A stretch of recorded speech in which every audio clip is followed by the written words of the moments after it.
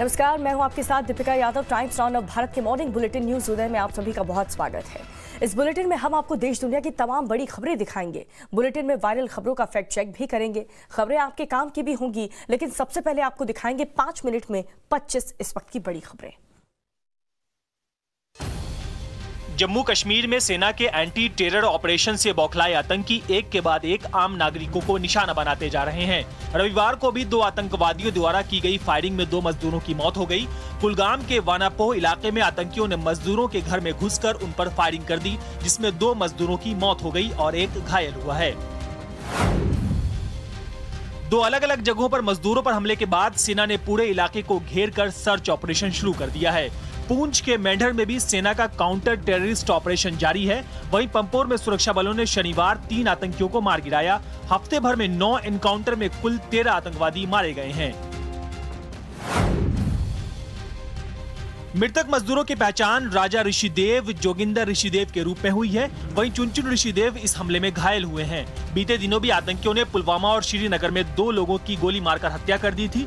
श्रीनगर में बिहार के रहने वाले अरविंद कुमार को निशाना बनाया गया था। वहीं पुलवामा में यूपी के निवासी सगीर अहमद को भी मार डाला गया था। जम्मू कश्मीर में एक के बाद एक मजदूरों की हो रही हत्या से परेशान सीएम नीतीश कुमार ने जम्मू कश्मीर के उपराज्यपाल मनोज सिन्हा से बात की और हत्याओं पर चिंता व्यक्त की।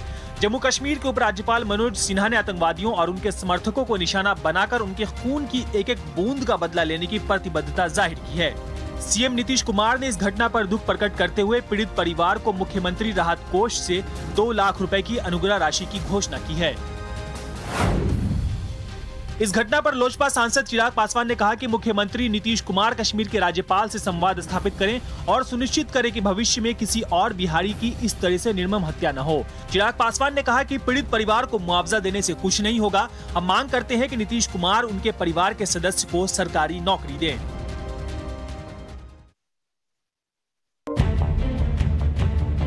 बीजेपी अध्यक्ष जेपी नड्डा ने आज राष्ट्रीय पदाधिकारियों की अहम बैठक बुलाई है। ये बैठक 5 राज्यों में होने वाले विधानसभा चुनावों के मद्देनजर अहम मानी जा रही है। पीएम मोदी भाजपा के सभी राष्ट्रीय पदाधिकारियों और मोर्चे के अध्यक्षों को सरकार की उपलब्धियों, चुनावी मुद्दों और चुनाव से जुड़ी रणनीति को लेकर गुरु मंत्र देंगे। यह बैठक सुबह 11 बजे से शुरू होगी। पंजाब में कांग्रेस के लिए सब कुछ ठीक होता नजर नहीं आ रहा है। सोनिया ने कांग्रेस नेताओं को निर्देश दिया था कि वो मीडिया से बात करने की बजाय डायरेक्ट उनसे बात करें, लेकिन इसके बावजूद सिद्धू ने 4 पेज की चिट्ठी सोशल मीडिया पर शेयर की है। 4 पेज की चिट्ठी में सिद्धू ने 13 मुद्दों को उठाया है और उन्हें 2022 के विधानसभा चुनाव में कांग्रेस के घोषणा पत्र में शामिल करने की मांग की है। पीएम मोदी 25 अक्टूबर को वाराणसी का दौरे पर जाएंगे। पीएम अपने इस दौरे से मिशन यूपी की शुरुआत करेंगे। पीएम वाराणसी में जनसभा स्थल पर 5,234 करोड़ रुपए की 31 परियोजनाओं का लोकार्पण करेंगे। इसके साथ ही वो अपने संसदीय क्षेत्र को दीपावली का गिफ्ट देंगे। इसमें रिंग रोड, भूमिगत पार्किंग, वरुणा कॉरिडोर सहित कई जन सुविधाएं परियोजनाएं शामिल हैं। लखीमपुर मामले में गृह राज्य मंत्री अजय मिश्रा की गिरफ्तारी और उन्हें पद से हटाने की मांग को लेकर संयुक्त किसान मोर्चा आज रेल रोको आंदोलन करेगा। देश भर में किसान मोर्चा अलग अलग जगहों पर रेल रोककर प्रदर्शन करेगा। देश भर में सुबह 10 बजे से शाम 4 बजे तक रेल पटरियों पर धरना प्रदर्शन कर ट्रेन रोकी जाएंगी। मुजफ्फरनगर के डीएवी इंटर कॉलेज में आज समाजवादी पार्टी के राष्ट्रीय अध्यक्ष अखिलेश यादव कश्यप सम्मेलन में हिस्सा लेंगे। अखिलेश इस सम्मेलन के जरिए अति पिछड़ा वर्ग के वोट बैंक को साधने की तैयारी में है। इस महासम्मेलन की सफलता की जिम्मेदारी एमएलसी डॉक्टर राज्यपाल कश्यप को सौंपी गई है। ईडी द्वारा तीसरे समन पर भी जैकलीन पेश नहीं हुई। अब जैकलीन को ईडी ने आज बुलाया है। जैकलीन ने ईडी के सामने पेश होने की वजह नहीं बताई है। अब तक जैकलीन को कुल 3 बार ईडी की तरफ से समन जारी हो चुका है। जैकलीन को पिछले 3 वर्षों के बैंक स्टेटमेंट और वित्तीय लेन देन के साथ आना है। रंजीत सिंह की हत्या के मामले में पंचकुला की अदालत राम रहीम को आज सजा सुनाएगी। इसे देखते हुए प्रशासन ने पंचकुला में धारा 144 लागू कर दिया है। सीबीआई की अदालत ने राम रहीम को अपने ही मैनेजर रंजीत सिंह की हत्या का दोषी पाया है। राजस्थान अध्यापक पात्रता परीक्षा रीट 2021 पेपर लीक मामले पर आज राजस्थान हाईकोर्ट में सुनवाई होगी। अभ्यर्थी भागचंद शर्मा की याचिका पर हाई कोर्ट की डबल बेंच आज सुनवाई करेगी। इस मामले में 100 से ज्यादा लोगों की गिरफ्तारी के बाद भी सरकार पेपर लीक की बात नहीं मान रही है। कांग्रेसी विधायक मुरली मोरवाल के बेटे और दुष्कर्म के आरोपी करण मोरवाल अब भी पुलिस की गिरफ्त से बाहर है। पुलिस ने करण मोरवाल पर इनाम की राशि बढ़ा दी है। अब उसकी जानकारी देने वाले को 5,000 की जगह 15,000 का इनाम दिया जाएगा। इंदौर पुलिस ने बड़नगर के चौराहों पर जगह जगह उसके पोस्टर लगा दिए हैं। बांग्लादेश में दुर्गा पूजा पंडालों पर हमले की घटना के मामले में पीरजादा अब्बास सिद्दीकी का एक वीडियो वायरल हो रहा है, जिससे बंगाल की राजनीति गर्म हो गई है। एक धार्मिक कार्यक्रम में अब्बास सिद्दीकी बांग्लादेश मामले में विवादित बयान देते दिखाई दे रहे हैं।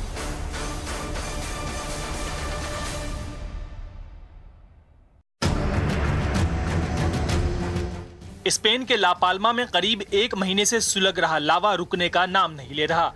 लापाल्मा में शुक्रवार की सुबह 4.5 की तीव्रता के भूकंप के बाद ज्वालामुखी से लावा का निकलना फिर से तेज हो गया।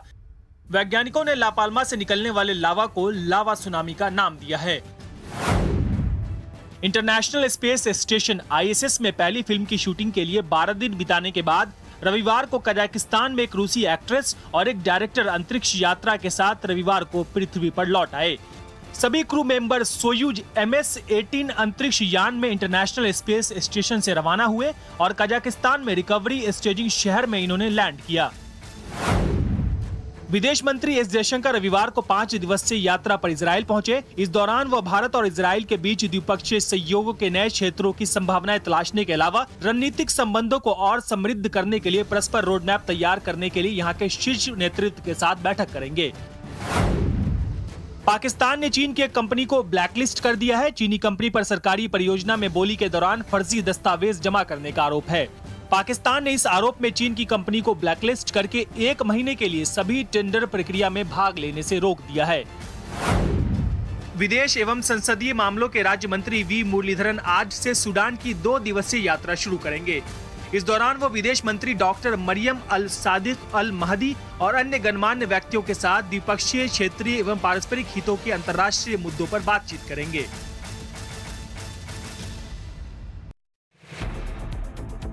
ICC T20 वर्ल्ड कप में रविवार से ग्रुप स्टेज मैचों की शुरुआत हो चुकी है। टूर्नामेंट का उद्घाटन मैच PNG और ओमान के बीच खेला गया, जिसमें ओमान ने 10 विकेट से जीत दर्ज की। वहीं दूसरे मैच में स्कॉटलैंड ने बांग्लादेश को 6 रन से मात दे दी। 2 चरणों में बटे इस टूर्नामेंट के सुपर 12 की शुरुआत 23 अक्टूबर से होगी, जब ऑस्ट्रेलिया का सामना दक्षिण अफ्रीका से होगा। ICC T20 वर्ल्ड कप की सबसे मजबूत दावेदार भारत ने भी रविवार से ओमान में प्रैक्टिस शुरू कर दी है। प्रैक्टिस के दौरान महेंद्र सिंह धोनी भी मेंटोर की भूमिका में नजर आए। टीम इंडिया अपना पहला प्रैक्टिस मैच सोमवार को इंग्लैंड के साथ खेलेगी। दोनों टीमें ICC T20 रैंकिंग में टॉप 8 में होने की वजह से पहले ही सुपर 12 राउंड के लिए क्वालिफाई कर चुकी हैं। विराट कोहली की कप्तानी में टीम इंडिया क्रिकेट के इस महाकुंभ में अपना पहला मुकाबला पाकिस्तान के खिलाफ खेलेगी। 24 अक्टूबर को दुबई इंटरनेशनल क्रिकेट स्टेडियम में शाम 7:30 बजे से ये मैच खेला जाएगा। कोहली इस वर्ल्ड कप के बाद T20 में टीम इंडिया की कप्तानी छोड़ने का ऐलान कर चुके हैं। बतौर कप्तान अपने आखिरी T20 विश्व कप में पाकिस्तान के खिलाफ न सिर्फ वो जीत के साथ आगाज करना चाहेंगे, बल्कि इस टूर्नामेंट को जीत T20 में अपनी कप्तानी के दौर का शानदार अंत भी करना चाहेंगे। T20 वर्ल्ड कप में भारत पाकिस्तान के मैच पर पंजाब के मिनिस्टर प्रगट सिंह ने कहा है कि ये मैच नहीं होना चाहिए, क्योंकि बॉर्डर पर तनाव के हालात बने हुए हैं। उन्होंने कहा कि पाकिस्तान को देश ने हमेशा ही आतंकवाद का मुंहतोड़ जवाब दिया है। अगर आगामी दिनों में भारत पाकिस्तान के बीच इस स्थिति में T20 वर्ल्ड कप मैच होता है तो इस संबंध को देखते हुए विचार करने की जरूरत है। अनुसूचित जाति के खिलाफ अपमानजनक टिप्पणी करने के मामले में क्रिकेटर युवराज सिंह को पुलिस ने रविवार को गिरफ्तार कर लिया। हरियाणा के हिसार जिले के हांसी में उनकी गिरफ्तारी हुई। हालांकि उन्हें औपचारिक जमानत पर रिहा कर दिया गया। युवराज पर आरोप है कि उन्होंने पिछले साल रोहित शर्मा से लाइव मैच में यजुवेंद्र चहल की जाति को लेकर अपमानजनक टिप्पणी की थी।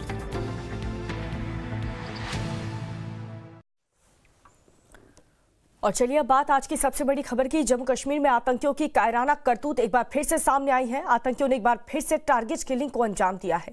दक्षिणी कश्मीर के कुलगाम में आतंकियों ने 3 मजदूरों को गोली मार दी और सभी मजदूर बिहार के रहने वाले हैं। इस हमले में 2 मजदूर राजा ऋषि देव और जोगिंदर ऋषि देव की मौत हो चुकी है, जबकि एक घायल है और जिसका इलाज अभी भी चल रहा है। चश्मदीदों के मुताबिक आतंकी अचानक से आए और फायरिंग शुरू कर दी। आतंकी हमले के बाद से सेना ने पूरे इलाके को घेर रखा है और सर्च ऑपरेशन जारी है। तो आतंकियों ने 3 मजदूरों को गोली मारी है। हालांकि सेना की तरफ से ऑपरेशन ऑल आउट लगातार घाटी में चलाया जा रहा है और हर तरफ आतंकियों को ढूंढ कर उनसे बदला लिया जा रहा है, उन्हें मौत के घाट उतारा जा रहा है। फिलहाल बिहार के रहने वाले 2 मजदूरों को आतंकियों ने अपना शिकार बनाया। जम्मू कश्मीर की एक खबर, जम्मू कश्मीर के कुलगाम में आतंकी हमला हुआ है और इससे पहले भी देखिए आप, गोलगप्पे वाले की हत्या, कारपेंटर की हत्या, कुलगाम की ये घटना और साथ ही पुलवामा में भी इसी तरीके की घटना सामने आई है, जहां पर कारपेंटर की हत्या कर दी गई।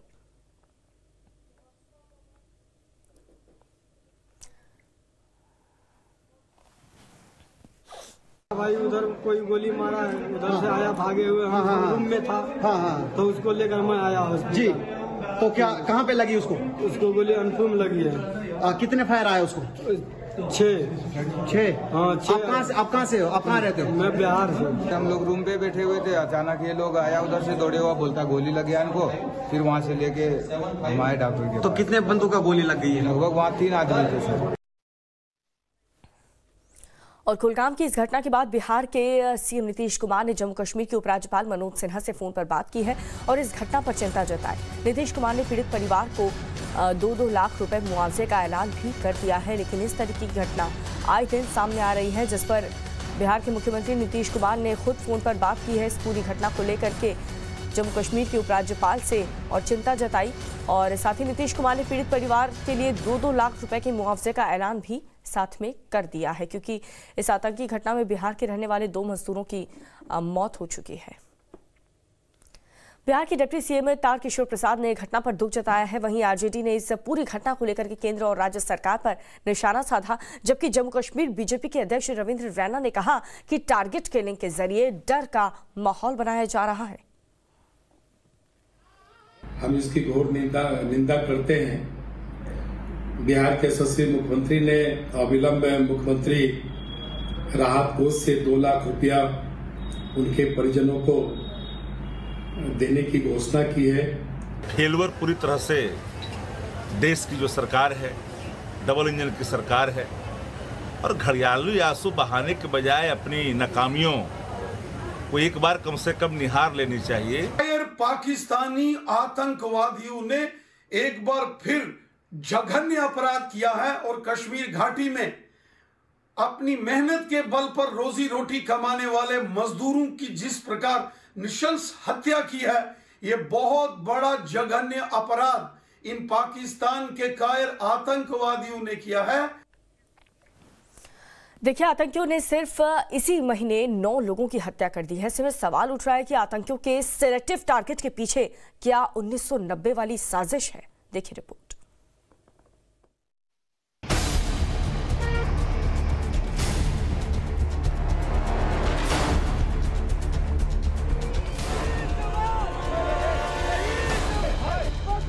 ये विरोध, रोष और दुख से उभरते भाव की तस्वीर, ताबड़तोड़ हत्याओं के खिलाफ भड़के लोगों का आक्रोश है। शनिवार रात आतंकियों ने श्रीनगर के ईदगाह इलाके में बिहार के रहने वाले हॉकर की हत्या कर दी। इसके तुरंत बाद दूसरी घटना पुलवामा में हुई। यहां आतंकियों ने यूपी के रहने वाले सगीर अहमद को गोली मार दी।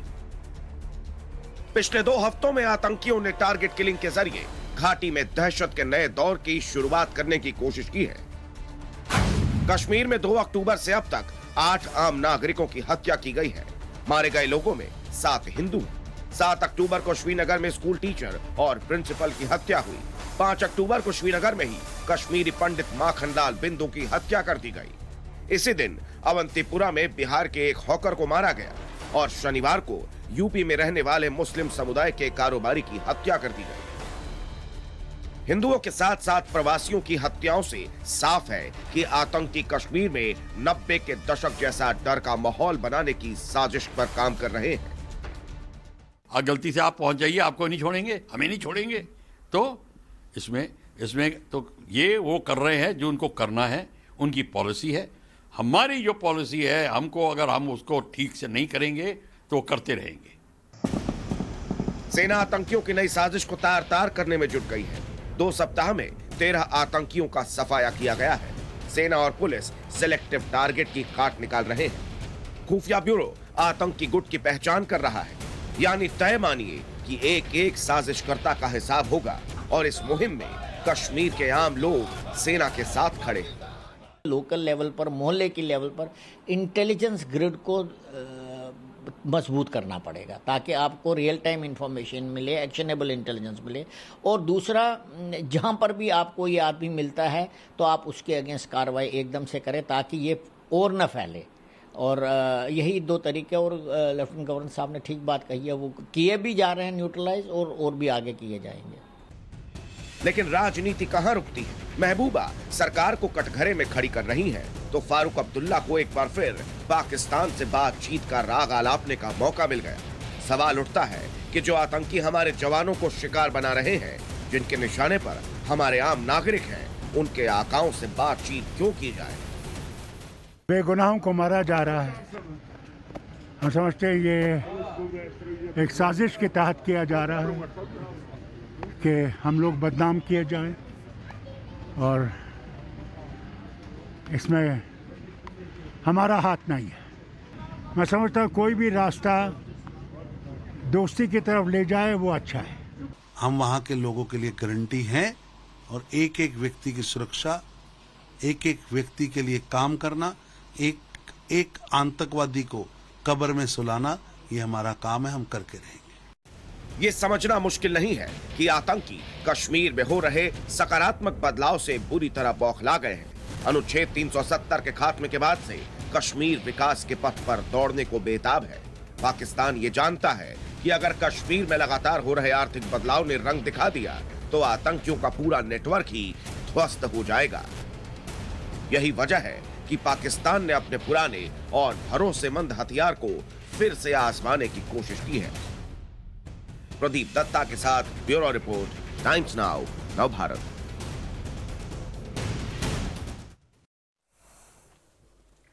और अब बुलेटिन में वक्त है राज्य की खबरों का। देखिए 1 मिनट में अपने राज्य की खबरें।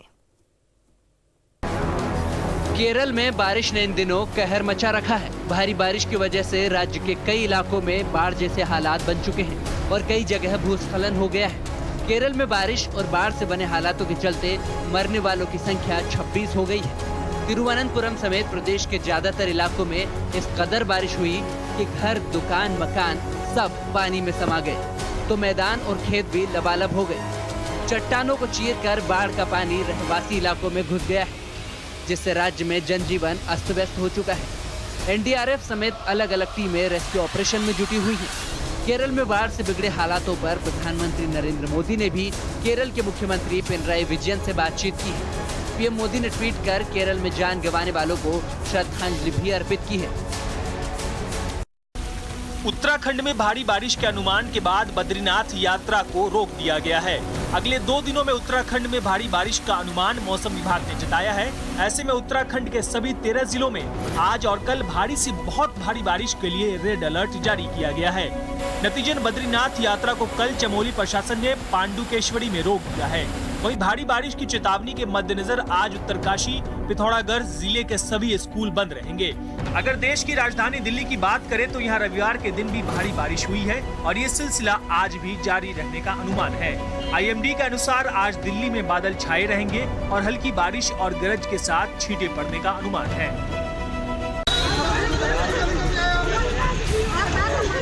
छत्तीसगढ़ के अंबिकापुर मेडिकल कॉलेज अस्पताल में पिछले 3 दिनों में 8 नवजात बच्चों की मौत से हड़कंप मचा हुआ है। मासूमों की मौत का इल्जाम परिजन अस्पताल प्रबंधन पर लगा रहे हैं। मृतक बच्चों के परिजन का आरोप है कि डॉक्टरों की लापरवाही से उनके बच्चों की मौत हुई है, तो प्रबंधन इन आरोपों को खारिज करने में जुटा हुआ है। नहीं है,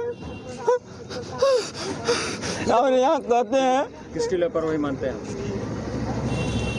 यहाँ से मेरे को मैम लोग बोलती थी कि आप प्राइवेट में लेके जाइए। क्यों मुलाने के लिए यहाँ लाए हो? जब बच्चा मर गया, जब मर जाएगा तो सरकारी हॉस्पिटल में कितना होगा, प्राइवेट में क्यों नहीं कराते हो? नवजात शिशुओं में कभी भी मतलब ये जो है ना कहा नहीं जा सकता है कि ये बच्चा जो है आपका ठीक होकर जा पाएगा कि नहीं जा पाएगा, हम लोग पूरा प्रयास करते हैं, है ना। और यहाँ पर जो है ना एसएनसीयू में प्रायः गंभीर बच्चों को ही भर्ती किया जाता है करके। अब नवजात बच्चों की मौत के बाद स्वास्थ्य मंत्री टीएस सिंहदेव भी अपना दिल्ली दौरा बीच में छोड़कर स्पेशल चार्टर्ड प्लेन से अंबिकापुर पहुंच चुके हैं। तो सीएम भूपेश के निर्देश पर प्रभारी मंत्री शिव डहरिया भी रायपुर से अंबिकापुर गए हैं। बैठकों का दौर भी शुरू हो गया है। अगर आप भी आज रेल से यात्रा करने वाले हैं तो ये खबर जरा ध्यान से देख लीजिए, क्योंकि आज देश भर में किसानों का रेल रोको आंदोलन है।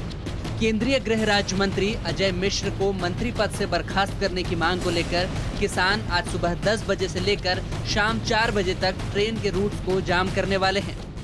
संयुक्त किसान मोर्चा ने रेल रोको अभियान को सफल बनाने के लिए रणनीति तैयार कर ली है और किसानों से बड़ी संख्या में इस अभियान में हिस्सा लेने की अपील की है।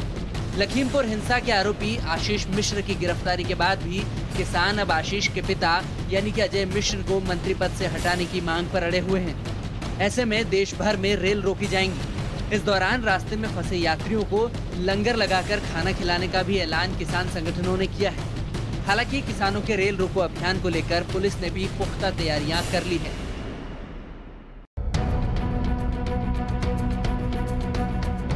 सिंघू बॉर्डर हत्याकांड में 3 और आरोपियों को पुलिस रिमांड में भेजा गया है। सोनीपत पुलिस ने आरोपी निहंगों को कोर्ट में पेश किया था, जहां से तीनों को अब 6 दिन की पुलिस रिमांड में भेजा गया है। अब इस मामले में सीबीआई जांच की मांग भी उठने लगी है। बहुजन समाज पार्टी सुप्रीमो मायावती ने दलित युवक की बर्बरतापूर्वक की गई हत्या के केस की सीबीआई जांच करने की मांग की है। दरअसल 35 साल के दलित युवक लखबीर सिंह की सिंघू बॉर्डर पर किसान मोर्चा के मंच के पास लाश मिली थी। लखबीर की लाश बैरिकेड से बंधी हुई थी, जिसके बाद इस मामले में निहंगों ने सरेंडर किया था। जिसके बाद हरियाणा पुलिस ने सरबजीत सिंह के बाद 3 और आरोपियों को कोर्ट में पेश किया, जहां से उनकी 6-6 दिन की रिमांड मिली है। वहीं मायावती ने इस मामले की सीबीआई जांच करने की मांग उठाई है।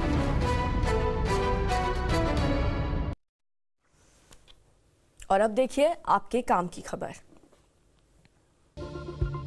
भारत में बच्चों का टीकाकरण जल्द ही शुरू होने वाला है। इसके लिए हर लेवल पर तैयारियां पूरी हो चुकी हैं। राजधानी दिल्ली के तिलक नगर में बच्चों के लिए एक बेहद खास वैक्सीनेशन सेंटर तैयार किया गया है। यह है kids friendly Covid vaccination centre. इसकी खासियत यह है कि बच्चों के लिए यहाँ दीवारों पर रंग बिरंगी पेंटिंग और कार्टून बनाए गए हैं। इसके अलावा बच्चों की जरूरत के मुताबिक यहाँ कई सुविधाएं भी मौजूद हैं। वैक्सीनेशन सेंटर को इतना आकर्षक बनाया गया है कि बच्चे यहाँ आकर टीका लगवाने से घबराएंगे नहीं और उनका मन उनकी दुनिया में भी लगा रहेगा। उत्तर प्रदेश में मनरेगा में कार्यरत महिला मेट कर्मचारियों को अवकाश लेने की सुविधा मिलेगी। यूपी के ग्रामीण इलाकों में मनरेगा के कामकाज को सुचारू रूप से संचालित करने और मनरेगा कर्मियों के समस्त लेखा जोखा को व्यवस्थित ढंग से विभागीय स्तर पर पहुंचाने के लिए प्रत्येक ग्राम सभा में एक महिला मेट की तैनाती की गई है। इसके अलावा हाल ही में जारी एक मीडिया रिपोर्ट के मुताबिक इनकी संख्या में इजाफा करते हुए प्रदेश सरकार ने 25,000 महिला मेट कर्मचारियों की और तैनाती की है। इन पदों में काम करने वाली महिला अभ्यर्थियों को मानदेय के रूप में हर महीने 9,000 रुपए का मासिक वेतन भी दिया जाता है, लेकिन संविदा पर काम करने वाली इन महिलाओं को अवकाश लेने पर वेतन नहीं दिया जाता था। बिहार और झारखंड के युवाओं के लिए काम की खबर है। यहाँ की युवाओं के लिए बम्पर भर्तियां निकली है। भारतीय प्रौद्योगिकी संस्थान कानपुर ने जूनियर तकनीशियन सहित कई पदों पर भर्ती के लिए नोटिफिकेशन जारी किया है। इच्छुक और योग्य उम्मीदवार आधिकारिक वेबसाइट www.iitk.ac.in के जरिए आवेदन कर सकते हैं। इन पदों पर भर्ती के लिए अभ्यर्थी के पास संबंधित विषय पर मास्टर डिग्री होनी चाहिए। साथ ही अभ्यर्थी का 55% नंबरों के साथ पास होना अनिवार्य है। जारी नोटिफिकेशन के मुताबिक आवेदन करने वाले अभ्यर्थियों की उम्र 21 साल से 50 साल के बीच होनी चाहिए। अभ्यर्थियों का चयन लिखित परीक्षा और इंटरव्यू के जरिए किया जाएगा। परीक्षा के लिए एडमिट कार्ड अभ्यर्थियों के रजिस्टर्ड मेल आईडी पर भेजा जाएगा।